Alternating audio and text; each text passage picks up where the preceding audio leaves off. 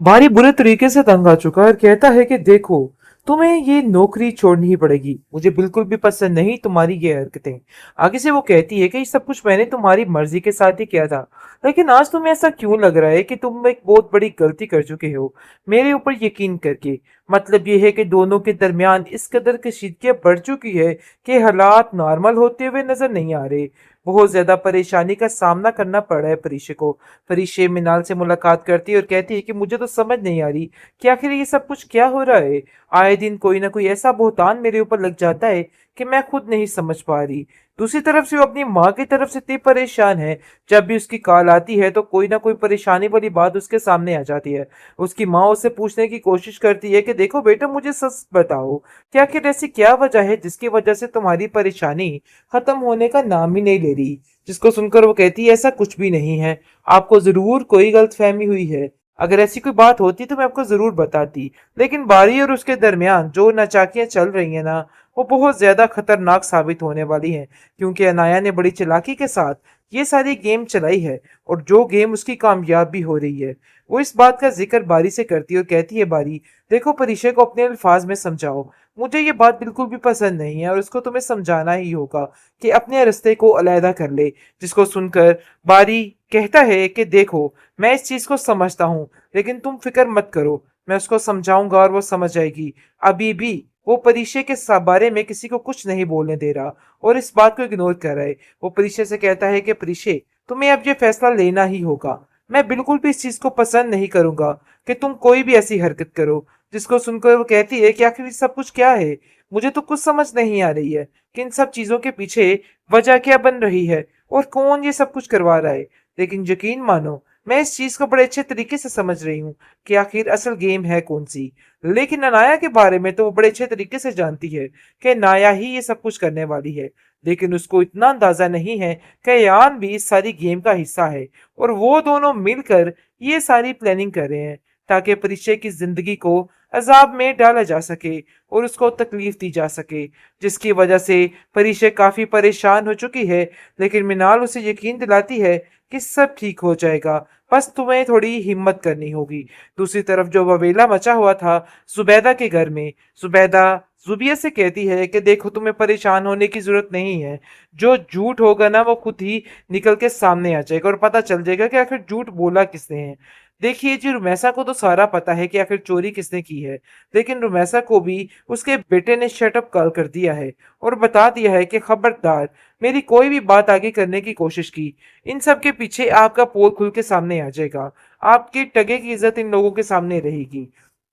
मतलब ये है कि आज आप जिनके बारे में इतनी इतनी बातें करेंगे ना, कल को यही लोग आपको जूते मारकर इस घर से बाहर निकाल देंगे। तो बेहतर यही है कि जो जैसा चल रहा है उसको वैसा ही चलने दीजिए और अपनी जुबान पर थोड़ा कंट्रोल रखिए।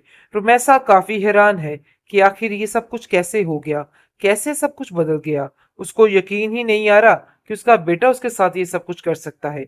बार बार इस बात को सोच सोच के हलकान हो रही है और सोच रही है कि आखिर कैसे इतनी घटिया हरकत काशिफ कर सकता है, क्योंकि काशिफ ने उसको ही जलील कर दिया है और वो तंग आ चुका है। कहता है कि मैं जुबैदा आंटी और जुबिया के बारे में ये सारी बातें सुन सुनकर तंग आ चुका हूँ। मजीद मुझ में इतनी सकत नहीं है कि मैं ये सब कुछ बर्दाश्त कर सकूं। आपको जब भी मैंने देखा है, इन लोगों के बारे में ऊट पटांग बातें करते ही देखा है, लेकिन अब मैं ऐसा कुछ भी नहीं देखना चाहता। तो बेहतर यही है कि आप अपने इन मामलात को बदल डालिए, क्योंकि ये मामलात सिर्फ और सिर्फ तकलीफ दे रहे हैं और कुछ। भारी बुरे तरीके से तंग आ चुका है और कहता है कि देखो, तुम्हें ये नौकरी छोड़नी ही पड़ेगी। मुझे बिल्कुल भी पसंद नहीं तुम्हारी ये हरकतें। आगे से वो कहती है कि ये सब कुछ मैंने तुम्हारी मर्जी के साथ ही किया था, लेकिन आज तुम्हें ऐसा क्यों लग रहा है कि तुम एक बहुत बड़ी गलती कर चुके हो मेरे ऊपर यकीन करके।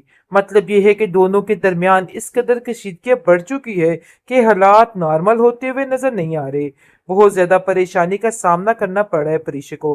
परीक्षा मिनाल से मुलाकात करती है और कहती है कि मुझे तो समझ नहीं आ रही कि आखिर ये सब कुछ क्या हो रहा है।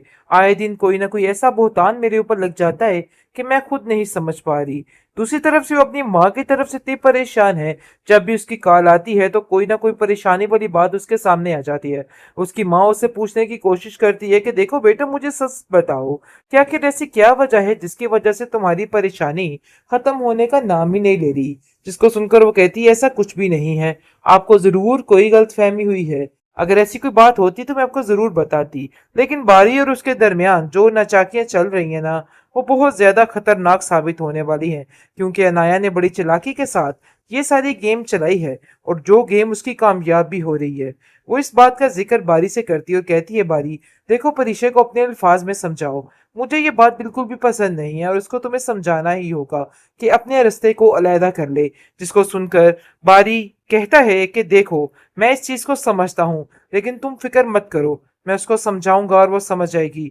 अभी भी वो परीक्षा के बारे में किसी को कुछ नहीं बोलने दे रहा और इस बात को इग्नोर कर रहा है। वो परीक्षा से कहता है कि परीक्षा, तुम्हें अब ये फैसला लेना ही होगा। मैं बिल्कुल भी इस चीज को पसंद नहीं करूंगा कि तुम कोई भी ऐसी हरकत करो। जिसको सुनकर वो कहती है कि आखिर ये सब कुछ क्या है, मुझे तो कुछ समझ नहीं आ रही है कि इन सब चीजों के पीछे वजह क्या बन रही है और कौन ये सब कुछ करवा रहा है।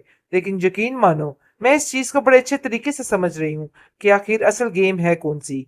लेकिन अनाया के बारे में तो वो बड़े अच्छे तरीके से जानती है कि नाया ही ये सब कुछ करने वाली है। लेकिन उसको इतना अंदाजा नहीं है कि यान भी इस सारी गेम का हिस्सा है, और वो दोनों मिलकर ये सारी प्लानिंग कर रहे हैं ताकि परिचय की जिंदगी को अजाब में डाला जा सके और उसको तकलीफ दी जा सके। जिसकी वजह से परिचय काफी परेशान हो चुकी है, लेकिन मिनाल उसे यकीन दिलाती है कि सब ठीक हो जाएगा, बस तुम्हें थोड़ी हिम्मत करनी होगी। दूसरी तरफ जो ववेला मचा हुआ था जुबैदा के घर में, जुबैदा जुबिया से कहती है कि देखो, तुम्हें परेशान होने की जरूरत नहीं है। जो झूठ होगा ना, वो खुद ही निकल के सामने आ जाएगा और पता चल जाएगा कि आखिर झूठ बोला किसने है। देखिए जी, रुमैसा को तो सारा पता है कि आखिर चोरी किसने की है, लेकिन रुमैसा को भी उसके बेटे ने शटअप कॉल कर दिया है और बता दिया है कि खबरदार, मेरी कोई भी बात आगे करने की कोशिश की, इन सब के पीछे आपका पोल खुल के सामने आ जाएगा। आपकी टगे की इज्जत इन लोगों के सामने रहेगी। मतलब ये है कि आज आप जिनके बारे में इतनी इतनी बातें करेंगे ना, कल को यही लोग आपको जूते मारकर इस घर से बाहर निकाल देंगे। तो बेहतर यही है कि जो जैसा चल रहा है उसको वैसा ही चलने दीजिए और अपनी जुबान पर थोड़ा कंट्रोल रखिए। रुमैसा काफी हैरान है कि आखिर ये सब कुछ कैसे हो गया, कैसे सब कुछ बदल गया। उसको यकीन ही नहीं आ रहा कि उसका बेटा उसके साथ ये सब कुछ कर सकता है।